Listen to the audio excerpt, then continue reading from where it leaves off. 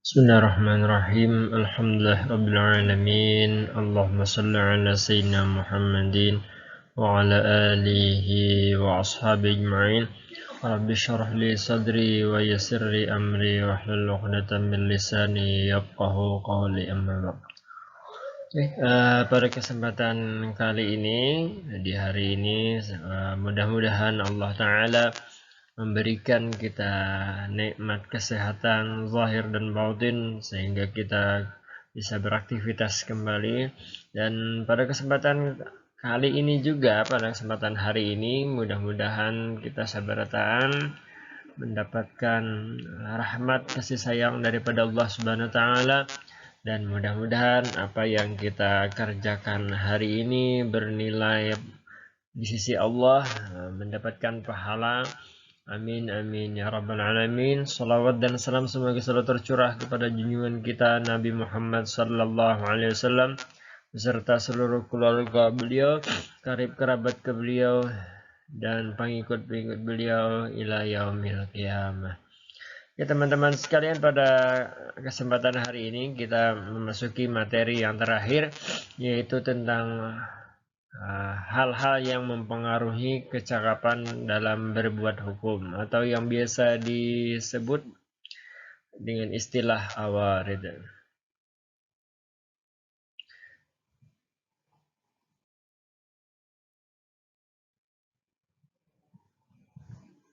Apa itu awarid? Nah, ini dia arti dari awarid. Awarid, ya.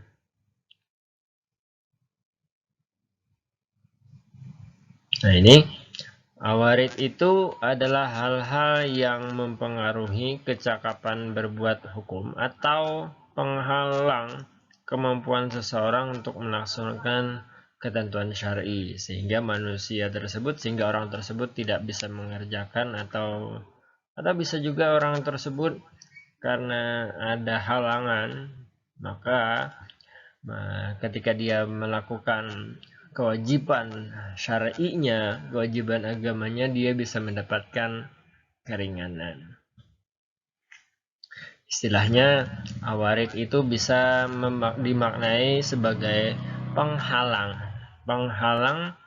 ketika seseorang akan melakukan sesuatu kewajiban, ya, penghalang. Dan juga bisa juga awarid ini adalah sesuatu yang membuat hukum atau ketentuan atau kewajiban bagi seorang muslim itu menjadi ringan. Seumpama sholat, ya, sholat yang 5 waktu itu kan hukumnya wajib, ya, fardu. Cuman ketika seseorang berada dalam suatu kondisi, misalkan dia dalam perjalanan, maka sholat itu bisa dijamak, gitu kan. Nah, ini bagian daripada keringanan. Nah, keringanan di sini itu disebut dengan awarid. Nah, maksudnya awarid ini adalah perjalanannya itu loh. Perjalanannya itu menyebabkan dia mendapatkan keringanan di dalam menjalankan sholat. Nah, perjalanannya itu, ya sorry, bukan keringanannya, tetapi perjalanannya itu adalah bagian dari awarid. Artinya hal-hal yang mempengaruhi tentang perbuatan hukum. Nah, awarid atau halangan taklif itu dapat dikelompokkan pada dua kelompok, yaitu halangan yang bersifat samawi, yaitu halangan yang timbul dari luar diri seseorang, yang dia sendiri tidak mempunyai dan kehendak untuk menghadapinya. Dan nanti akan kita jelaskan. Nah, yang kedua adalah halangan atau awarid muktasabah atau halangan ikhtiari. Nah, halangan itu adalah awarid ini adalah halangan yang timbul dari diri sendirinya atau tersebab kehendak dari dirinya sendiri. Nah, kita akan bahas di slide berikutnya. Kita masuk ke yang berikutnya, awarid samawiyah.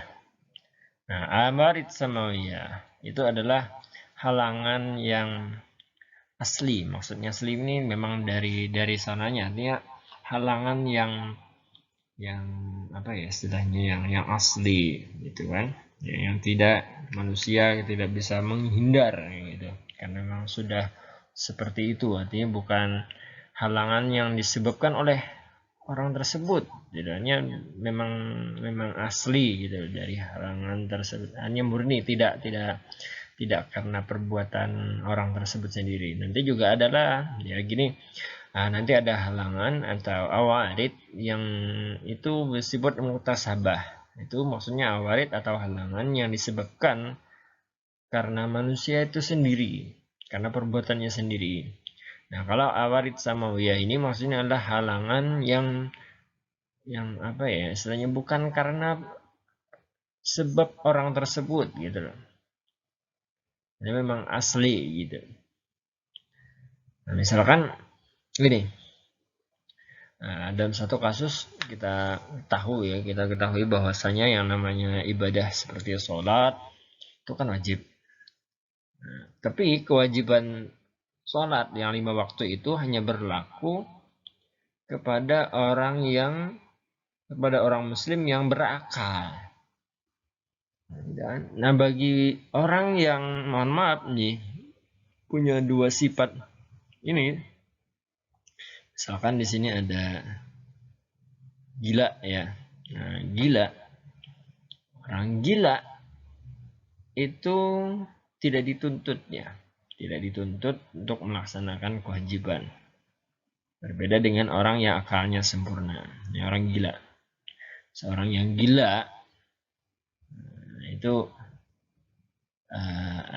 dia tidak bisa dituntut atau tidak dibebani untuk melaksanakan satu kewajiban. Makanya gini, orang gila itu kalau dia tidak puasa tidak apa-apa, dia terlepas dari hukum karena dia gila, karena akalnya udah dicabut. Akalnya tidak berfungsi, maaf. Begitu juga yang poin kedua, orang idiot gitu. Nah, orang idiot itu kan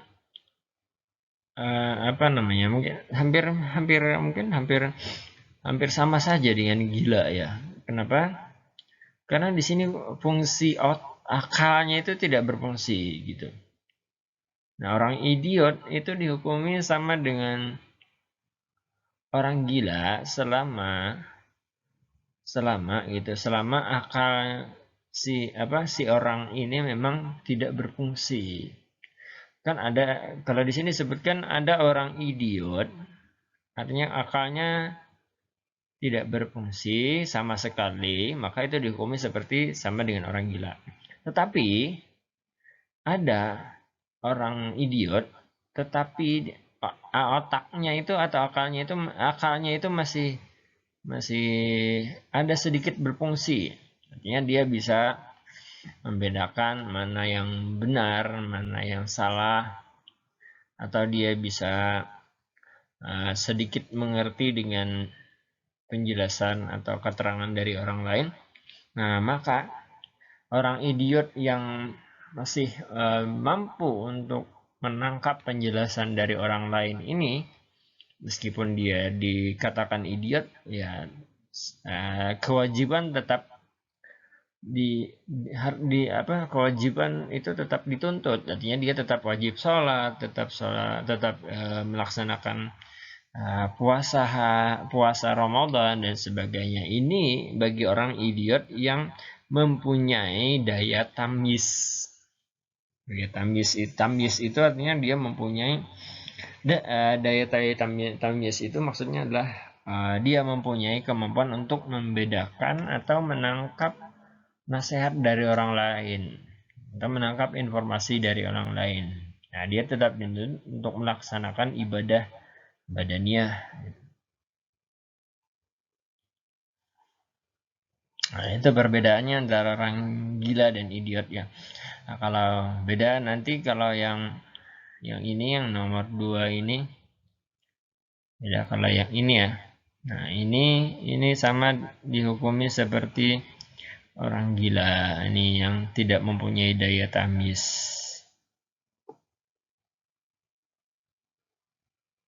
Oke, bisa dipahami ya. Kita lanjut.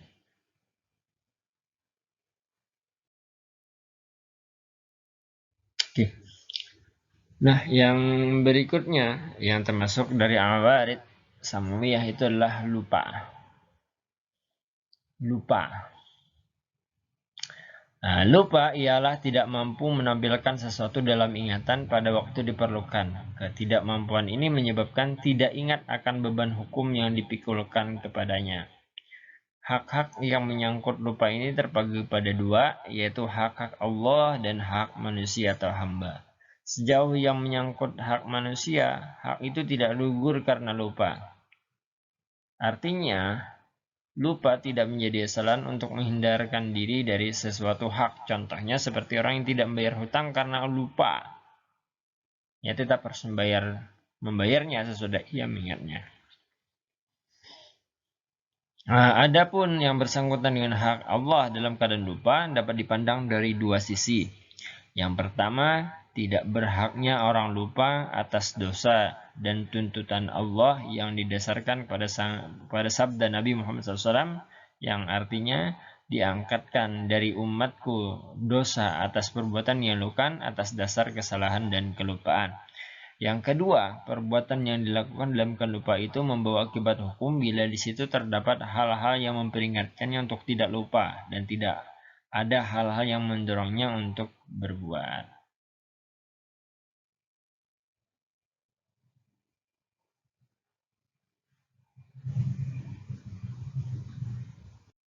Nah, kalau lupa dengan kewajiban misalkan dengan bersangkutan dengan hak-hak manusia seperti bayar hutang, maka lupa di sini tidak gugur, dia tetap punya kewajiban seperti itu.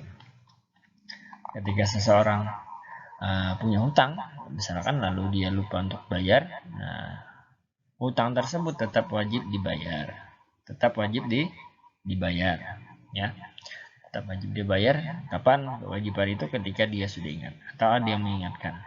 Nah, itu tidak gugur. Beda misalkan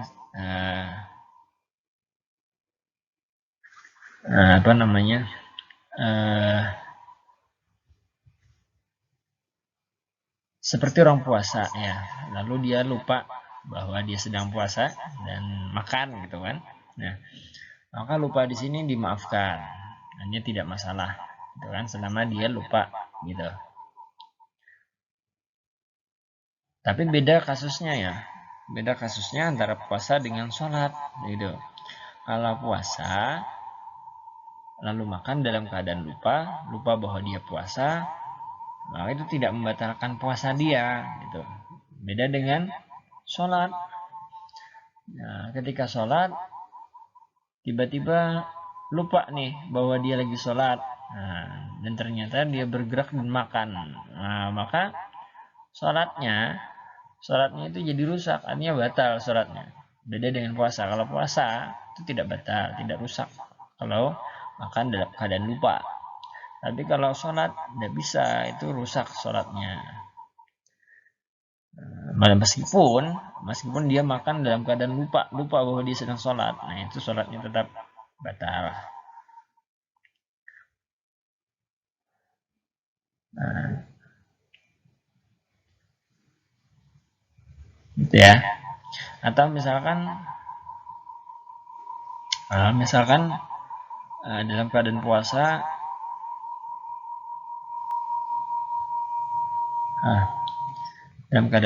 misalkan dalam keadaan puasa kemudian makan dalam keadaan lupa, di tengah dia makan tiba-tiba dia mengingatkan bahwa kamu sedang puasa, dan ternyata dia meneruskan makannya. Nah, ketika dia meneruskan makannya padahal sudah ada yang mengingatkan, maka puasanya jadi kacau, puasanya jadi rusak gitu. Puasanya jadi rusak karena sudah ada yang Di sini ada yang mengingatkan. Nah, perbuatan yang poin B itu perbuatan yang dilakukan dalam keadaan lupa itu membawa akibat hukum bila di situ terdapat hal-hal yang memperingatkannya untuk tidak lupa. Artinya berubah hukum.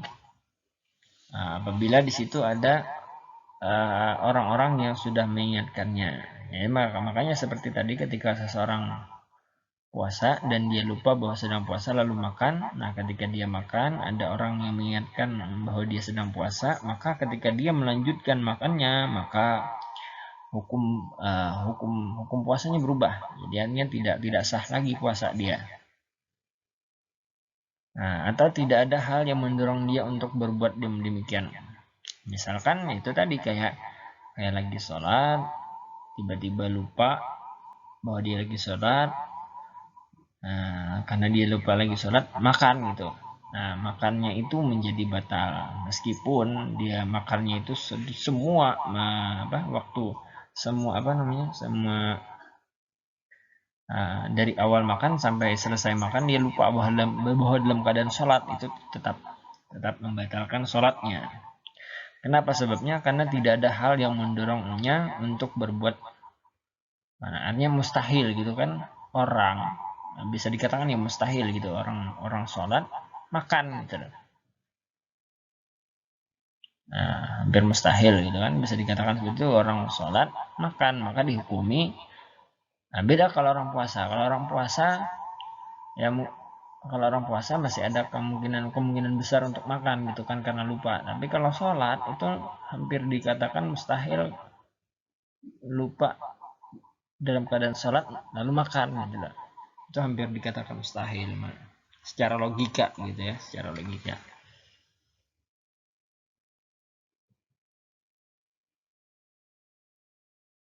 Nah, yang berikutnya adalah ketiduran. Nah, keadaan tertidur merupakan halangan taklif pembebanan hukum yang bersifat temporer dalam waktu itu. Seseorang tidak dapat. Kenapa? Karena seseorang di saat itu tidak dapat memahami tuntunan hukum. Keadaan orang tidur sama dengan keadaan orang jahil yang tidak punya kehendak dan tidak punya kesadaran. Contoh keadaan tertidur di waktu yang harus melakukan sholat.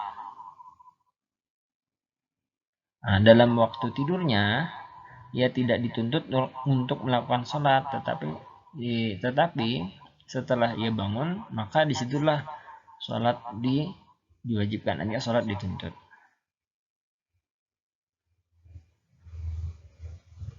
Nah, hal ini sesuai dengan sabda Nabi Muhammad SAW dalam hadisnya, artinya apabila seseorang tertidur dalam waktu sholat, hendaklah ia melakukan sholat setelah dia bangun. Nah, tidur ya. Yang kelima pingsan nih.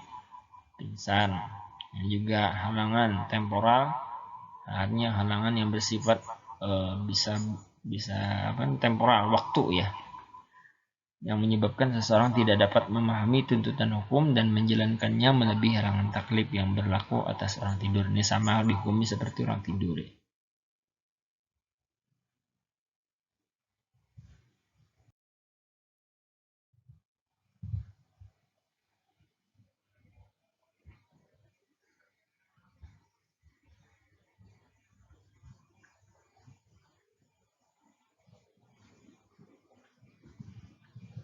Oke.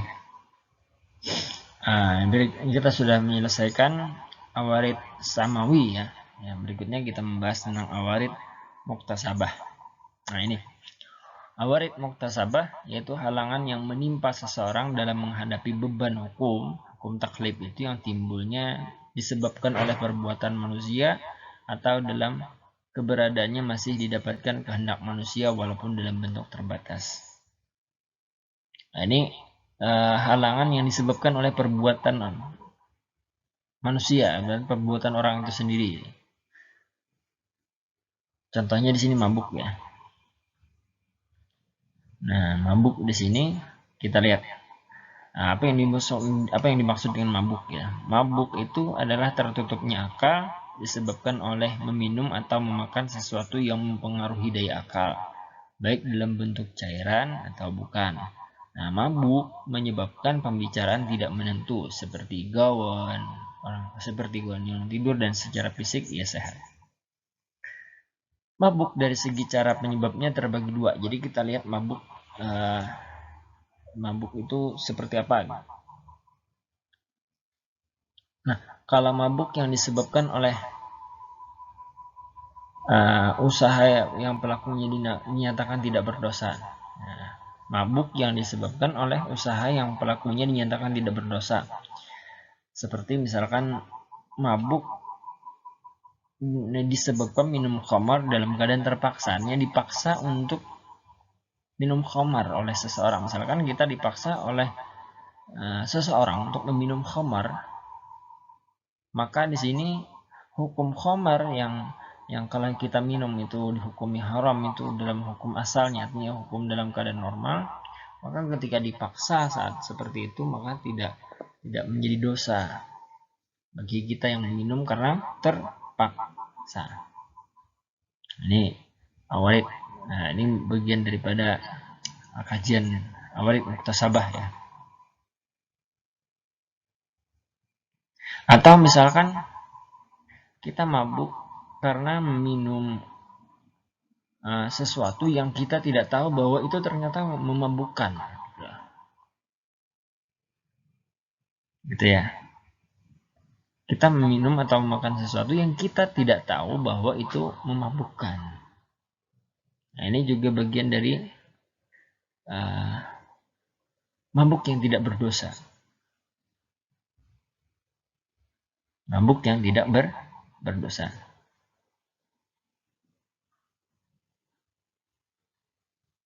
Kita tidak tahu bahwa ternyata yang kita minum atau kita makan menyebabkan mabuk, gitu kan. Nah, ini mabuk yang tidak berdosa. Nah, yang berikutnya adalah mabuk yang disebabkan oleh usaha yang terlarang. Seperti apa? Seperti sengaja meminum minuman keras. Nah, sengaja minum khamar, sengaja mengkonsumsi narkoba dan sebagainya yang kita tahu bahwa itu memabukkan, sengaja diminum. Nah,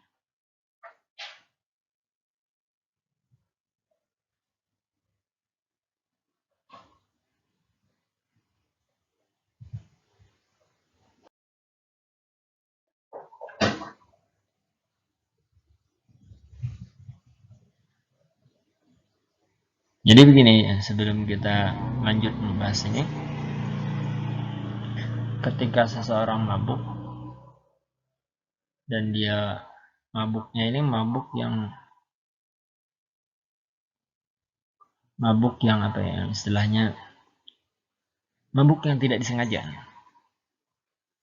Mabuk yang tidak disengaja perlu kita garis bawahi bahwa dia tidak berdosa, gitu, itu aja. Kalau yang mabuk disengaja, nah itu berdosa. Itu berdosa.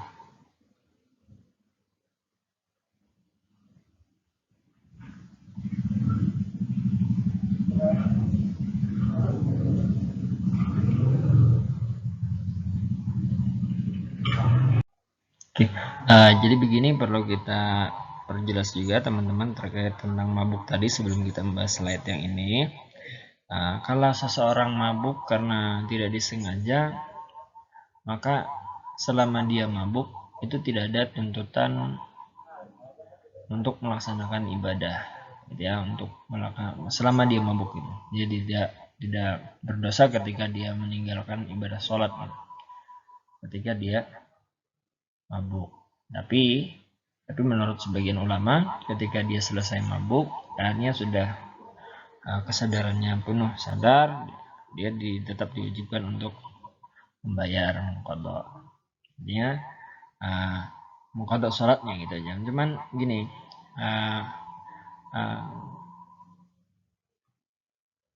selama dia mabuk, dia meninggalkan sholat itu tidak berdosa. Cuman ketika dia selesai mabuknya udah hilang, itu dia kembali sadar, maka tetap ada kewajiban untuk mengqadha daripada sholat yang ditinggalkan. Cuman ini perbuatan tidak dosa bagi dia. Artinya dia tidak dianggap sebagai orang yang melalaikan sholat, enggak ya, tidak. Kenapa? Sebab itu tadi karena ketidaksengajaan dan ketidaktahuan dia bahwa ternyata yang dikonsumsinya, atau mungkin karena dia dipaksa untuk meminum sesuatu yang memabukkan atau memakan sesuatu yang memabukkan. Beda dengan yang sengaja mabuk gitu. Nah, sengaja mabuk itu berdosa dan dia tidak bisa melakukan sholat, dosa lagi itu, jadi dosanya double. Sedangkan yang tadi yang tidak sengaja meminum atau tidak sengaja mabuk itu tidak berdosa.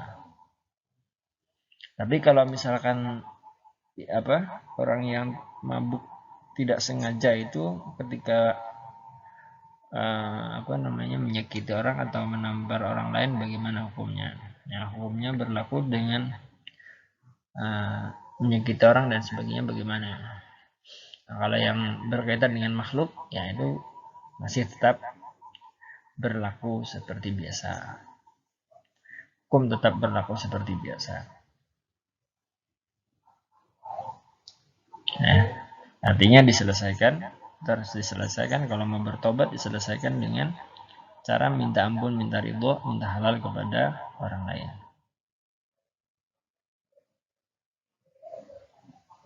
Artinya kalau misalkan dia mencuri orang harta dalam keadaan mabuk yang sengaja atau tidak, dia mengambil harta orang lain atau merampas harta orang lain, ya setelah dia sadar kembalikan.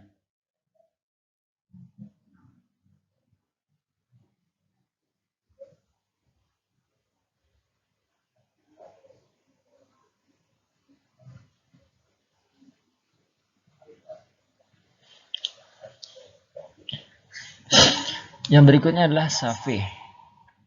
Safih atau bodoh.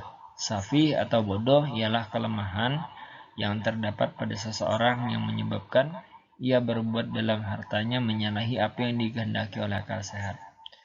Berlaku hukum syarak bagi safih ini baik terhadap hak Allah maupun hak hamba, karena ia mukallaf secara penuh.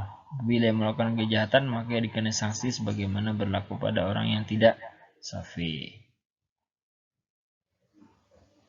Safih, nah kita membahas tentang safih dan jahil ini. Safih di sini bodoh ya. Kalau jahil ketidaktahuan tentang hukum. Ya. Nah begini, kalau dua hal ini sebenarnya sih mirip-mirip saja ya. Jadi gini, zaman sekarang itu yang dua poin ini hampir dikatakan udah tidak termasuk alasan lagi bagi adanya halangan sih sebenarnya. Kenapa? Karena di zaman sekarang, apalagi di tempat kita itu banyak sekali ya orang-orang yang sudah mengerti dengan hukum agama, maksudnya begitu. Jadi sedangkan konteks di safih dan jahil di sini itu kenapa dijadikan sebagai awarid atau halangan bagi terlaksananya hukum itu dengan catatan apabila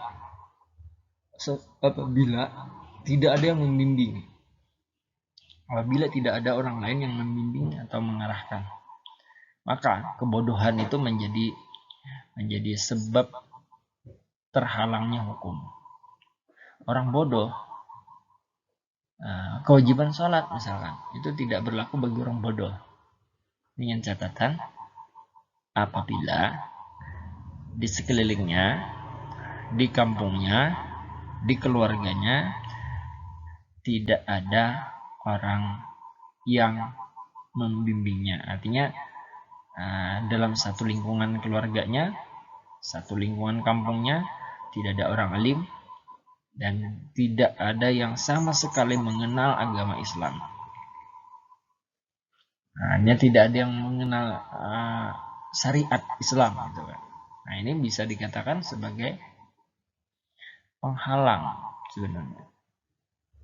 atau tidak ada yang mengerti dengan syariat Islam. Sama pada orang, misalkan orang-orang bodoh, orang yang tidak mengerti Islam, kadang ahlinya di situ, ya kadang tuan gurunya di kampung situ, di keluarga situ, maka ini bisa aja dijadikan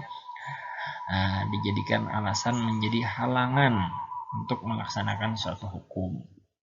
Tetapi kalau misalkan di kampung situ ada tuan gurunya, ada orang yang mengerti dengan syariat,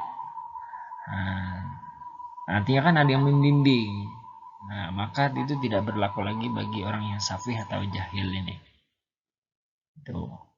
Maka itu tidak, orang safih seperti ini tidak bisa menjadi alasan untuk dia safih atau jahil.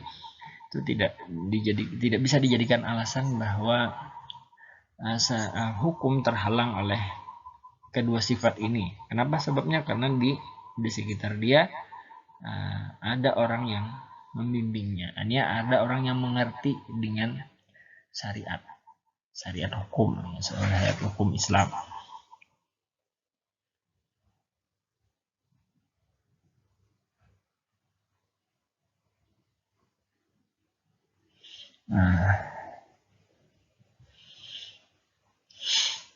Nah, ini sama ya, safih atau jahil, ketidaktahuan tentang hukum. Nah, misalkan di kampung situ,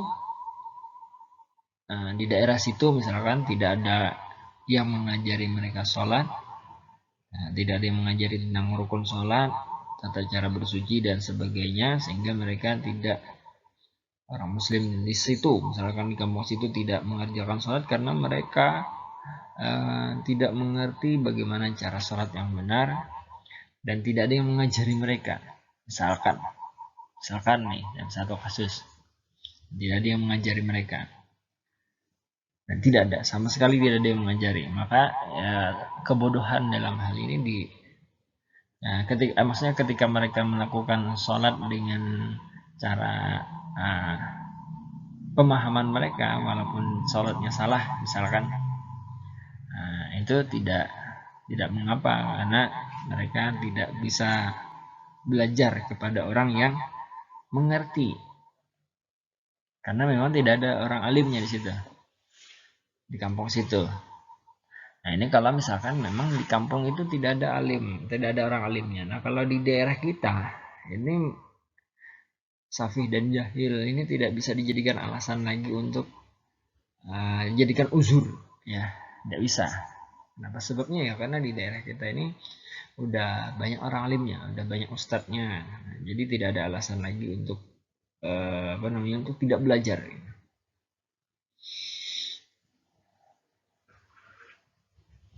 Nah, misalkan kita lihat di sini, ya, yang poin 1 yang di bawah dan menjahil.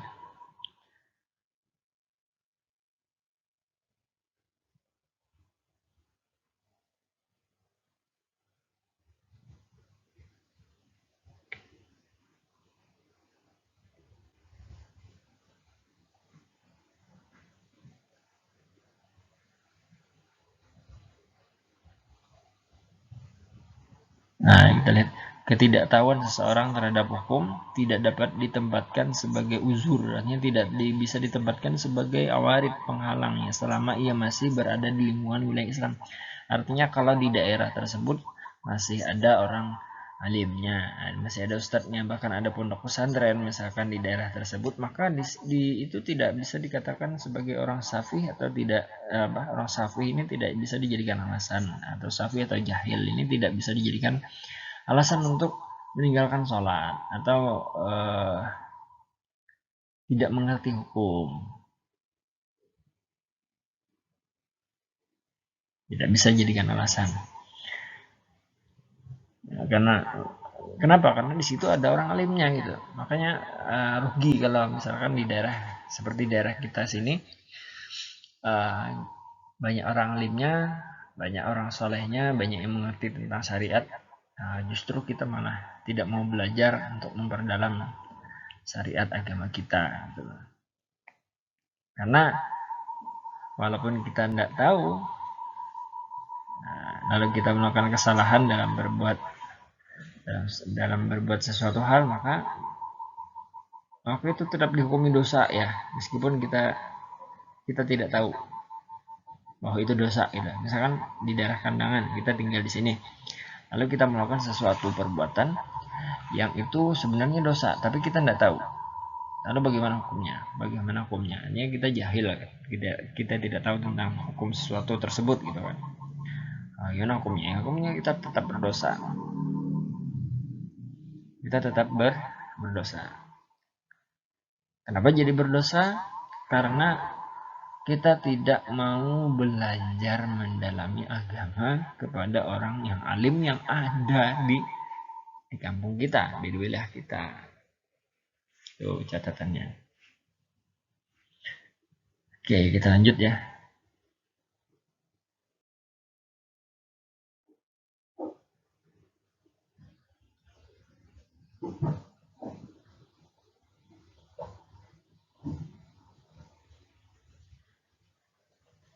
Oke, yang berikutnya ada tersalah sama terpaksa. Terpaksa tadi sudah menjelaskan ya.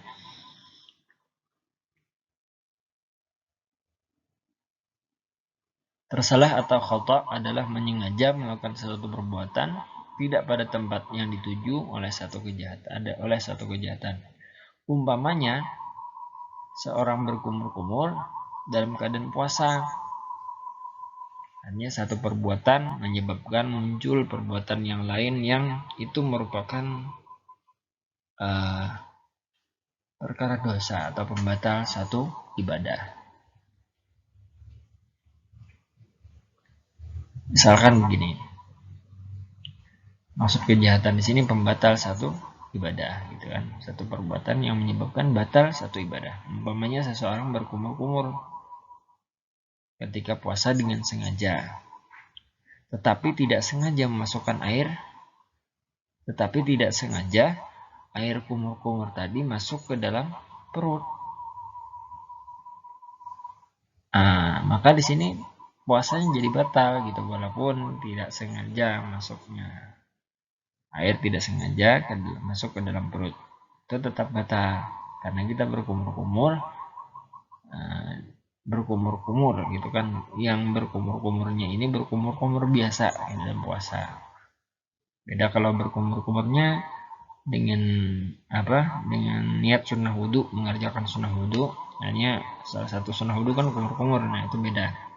Tapi kalau hanya kumur-kumur biasa dan secara tidak sengaja kemasukan air, maka itu merupakan suatu kejahatan. Atau kejahatan di sini maksudnya merusak ibadah puasanya gitu.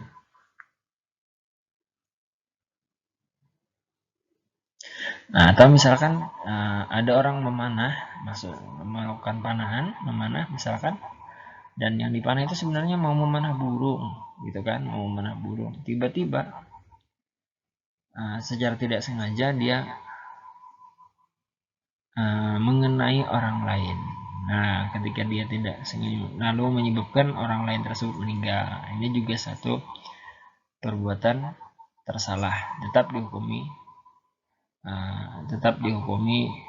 berdosa, walaupun tidak sebesar dosa orang yang melakukan pembunuhan secara sengaja, tetap berdosa membunuh tanpa sengaja. Seperti kasus tadi seperti ini, hanya dia melakukan ingin sebenarnya yang dipanahnya mau burung gitu kan, dia mau berburu burung tapi ternyata mengenai orang lain.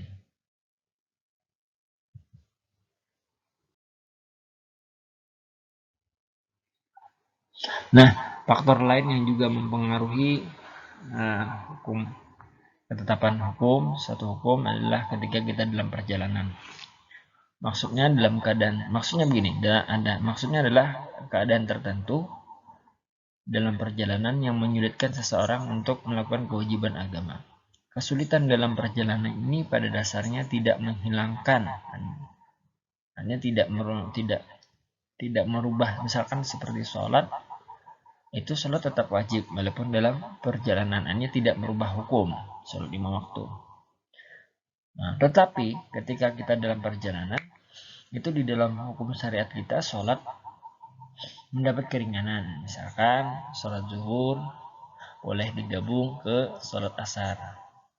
Itu tujuannya untuk meringankan orang yang melakukan perjalanan. Atau misalnya seperti tidak puasa, boleh tidak puasa ketika lagi perjalanan, cuman tetap di qadha, itu kan puasanya tetap di qadha. Seperti yang diuraikan dalam kitab-kitab fikih. Yang berikutnya adalah dalam keadaan sakit. Maksudnya di sini adalah penyakit yang menyebabkan seseorang mengalami kesulitan untuk melaksanakan kewajiban hukum. Nah, dalam keadaan sakit ini tidak menghilangkan kecakapan dan berbuat hukum. Artinya seperti sholat tetap harus dilaksanakan. Atau misalkan sampai zakat tetap.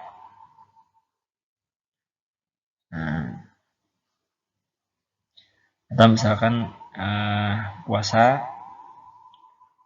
bagaimana puasanya ketika orang lagi sakit? Ya, ketika dia lagi sakit parah, ya tidak boleh tidak puasa, tetapi diganti dengan hari lain dengan mengqadha'nya. Hanya tidak merubah sesuatu yang wajib,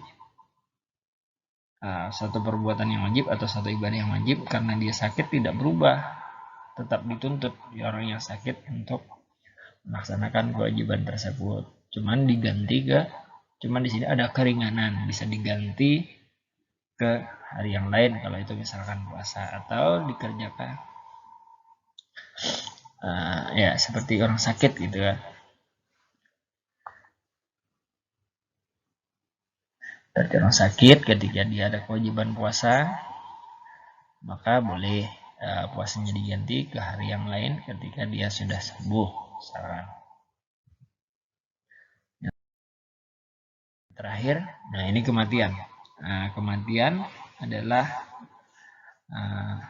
hal yang menggugurkan kewajiban hukum taklifi yang bersifat badani dan keduniaan seperti sholat, puasa, haji, dan lainnya. Kalau sebelum mati ya kewajiban artinya tuntutan syariat tetap ada gitu, selama kita masih hidup. Bila sebelum mati ada kewajiban berupa hak orang lain yang bersangkutan dengannya, jika hak itu dalam bentuk materi, maka hak itu tetap berlaku selama materi itu masih ada secara utuh. Seperti amanat, titipan, barang rampasan, barang yang dibeli yang belum dibayar, utang. Alasannya ialah bahwa yang dimaksud dengan kewajiban di sini adalah kembalinya hak tersebut kepada pemiliknya, yang demikian dapat berlaku meskipun yang berkewajiban sudah mati. Nah, jadi begini, kalau kewajiban dengan hak Allah gitu, kalau seseorang sudah meninggal maka itu sudah hilangnya, tidak berlaku lagi bebanannya. Tapi beda dengan apabila bersangkutan dengan hak makhluk seperti ada hutang, maka kalau seseorang wafat tetapi ada hutang, maka tetap kewajiban bayar hutangnya tetap ada gitu. Kewajiban bayar hutangnya tetap ada. Terus siapa yang bayar hutang? Yang bayar hutangnya adalah ahli warisnya siapa. Selama tidak dibayar oleh ahli waris hutang si mayit, maka kewajiban itu tetap ada. Karena si mayit sudah wafat, ini sudah meninggal, maka yang menggantikan tugas untuk membayar hutang itu adalah kewajiban untuk membayarkan tugas si mayit, membayarkan hutang si mayit adalah ahli warisnya. Makanya ketika si mayit meninggal sebelum harta waris dan meninggalkan harta waris, maka sebelum warisnya dibagi itu, maka sisihkan dulu harta dari si mayit tadi untuk membayar hutang si mayit itu kalau si mayit punya hutang, agar si mayit tidak punya tanggungan lagi di alam barzakhnya sana.